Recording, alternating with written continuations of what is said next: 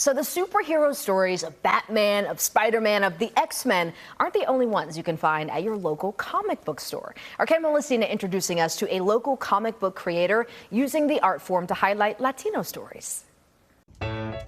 By day, mild-mannered Rafael Flores Jr. works as a library assistant for the Fort Worth Library. But after hours,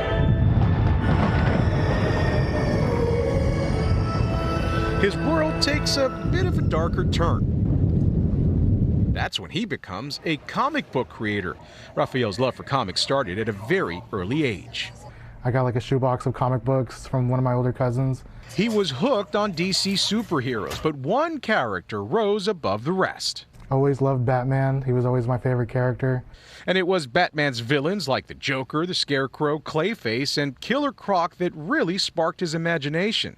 These guys like ripped right out of like old classic Universal monster movies. After finishing high school, Flores set his sights on becoming a comic book creator. Unsure where to begin, he took a job at Collected Comics and Games. That's where he met the owner, Brent Irwin, who already had experience in the business.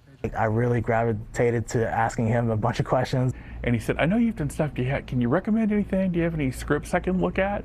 And I said, sure. Irwin passed along his knowledge and encouraged him to take online writing classes.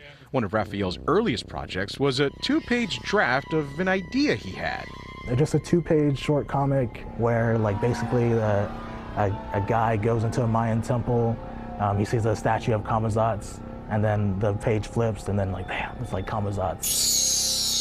That short concept led him to Grimcore Studios, who eventually published his comic book, The Return of Camazotz, the Mayan bat god of death.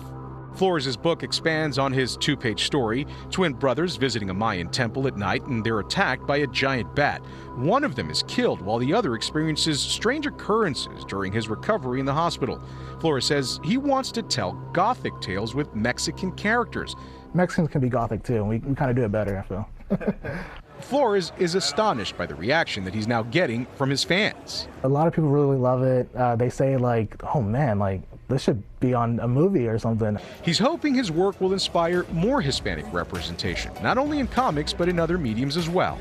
That's something that I want to see more of. I want to see more brown Latino characters in movies, comics, everywhere.